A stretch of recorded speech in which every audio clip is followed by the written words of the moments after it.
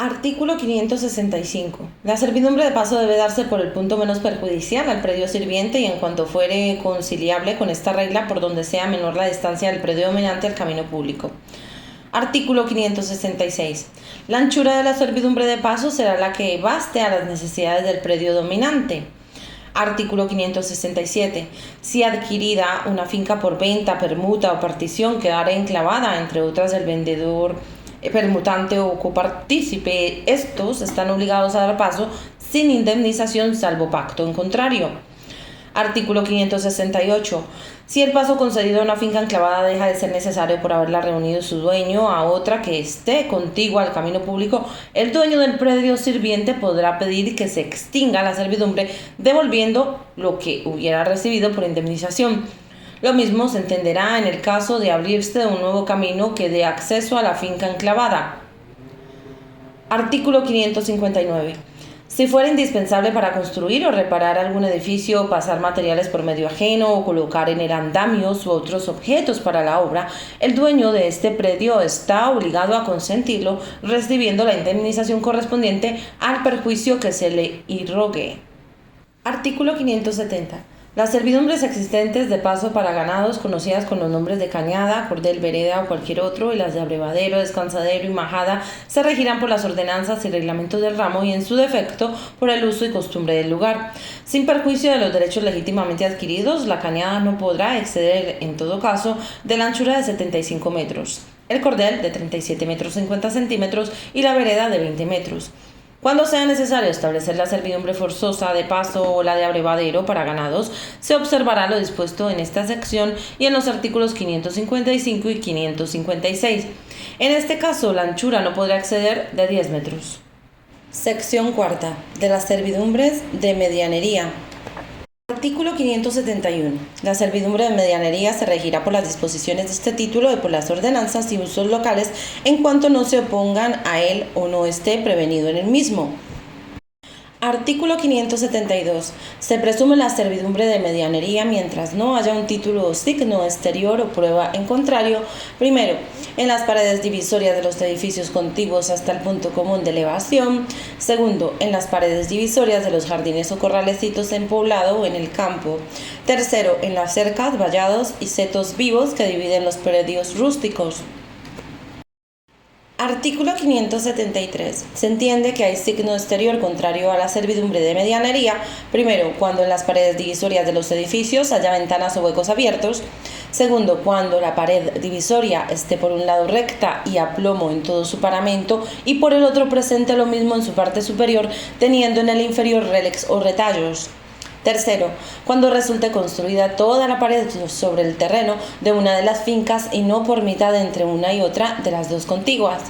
Cuarto, cuando sufra las cargas de carreras, pisos y armaduras de una de las fincas y no de la contigua. Quinto, cuando la pared divisoria entre patios, jardines y heredades esté construida de modo que la albardilla vierta hacia una de las propiedades. Sexto, cuando la pared divisoria construida de mampostería presente piedras llamadas pasaderas que de distancia en distancia salgan fuera de la superficie solo por un lado y no por el otro. Séptimo, cuando las heredades contiguas a otras defendidas por vallados o setos vivos no se hallen cerradas.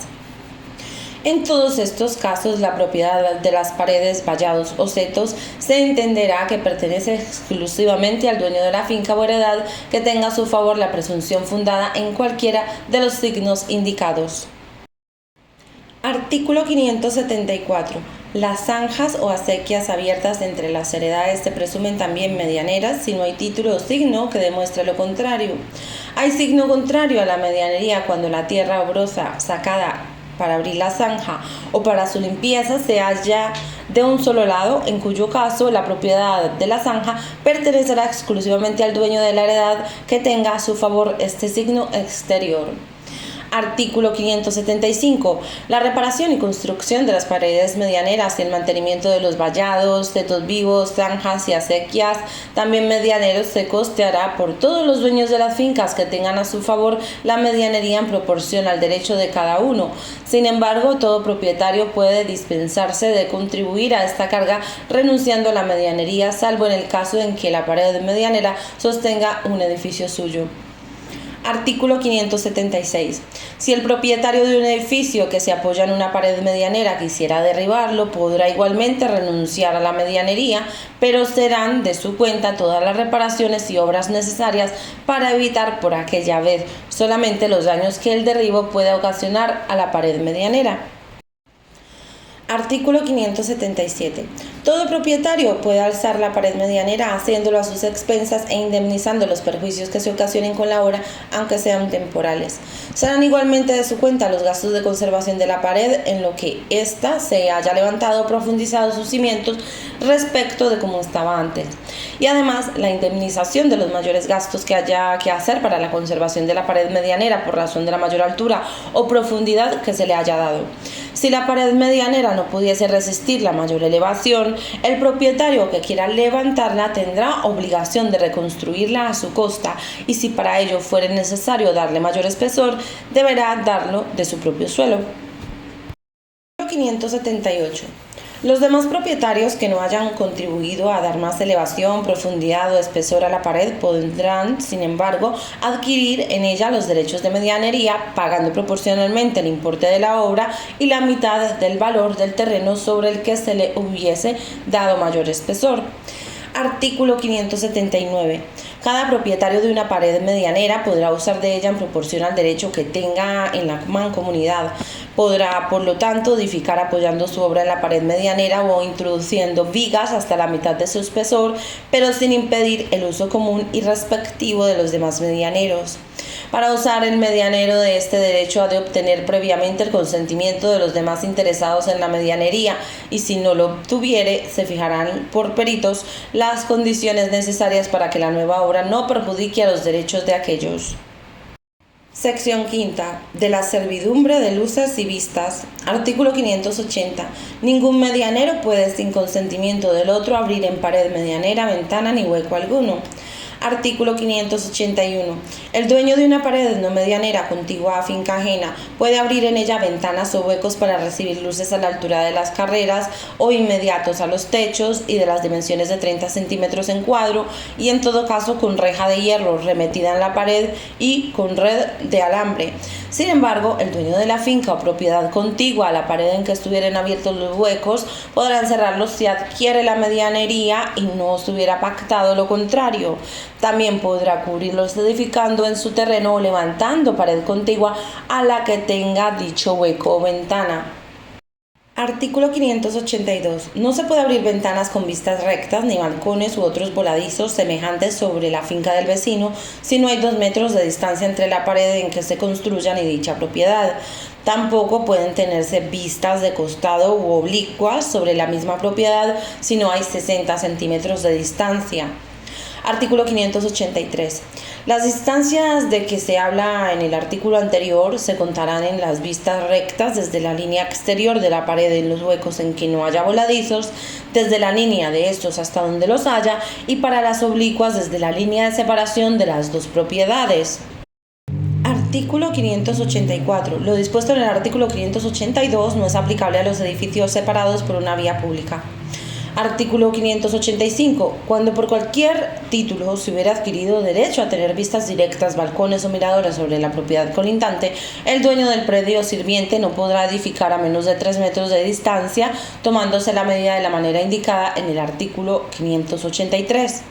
Sección sexta. Del desagüe de los edificios. Artículo 586. El propietario de un edificio está obligado a construir sus tejados o cubiertas de manera que las aguas pluviales caigan sobre su propio suelo o sobre la calle o sitio público y no sobre el suelo del vecino. Aun cayendo sobre el propio suelo, el propietario está obligado a recoger las aguas de modo que no causen perjuicio al predio contiguo. Artículo 587. El dueño del predio que sufre la servidumbre de vertiente de los tejados podrá edificar recibiendo las aguas sobre su propio tejado o dándoles otra salida conforme a las ordenanzas o costumbres locales, de modo que no resulte gravamen ni perjuicio alguno para el predio dominante. Artículo 588.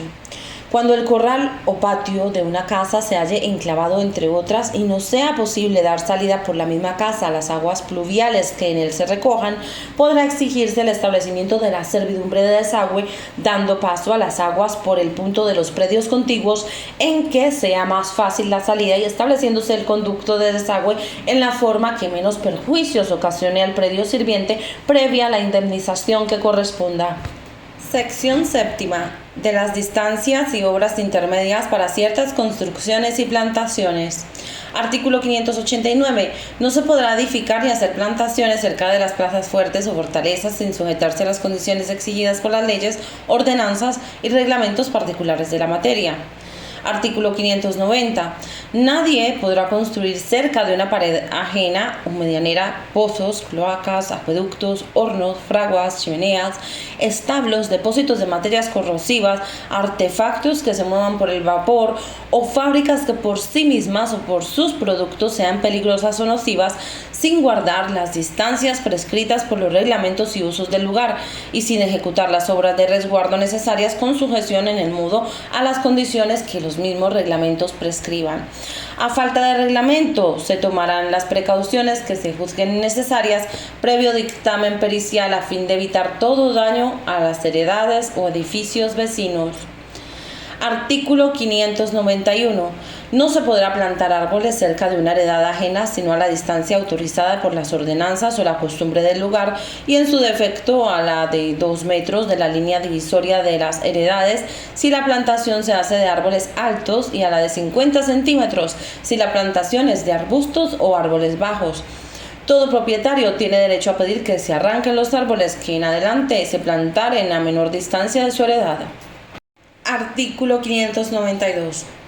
Si las ramas de algunos árboles se extendieren sobre una heredad, jardines o patios vecinos, tendrá el dueño de estos derecho a reclamar que se corten en cuanto se extiendan sobre su propiedad, y si fueren las raíces de los árboles vecinos las que se extendiesen en el suelo de otro, el dueño del suelo en que se introduzcan podrá cortarlas por sí mismo dentro de su heredad.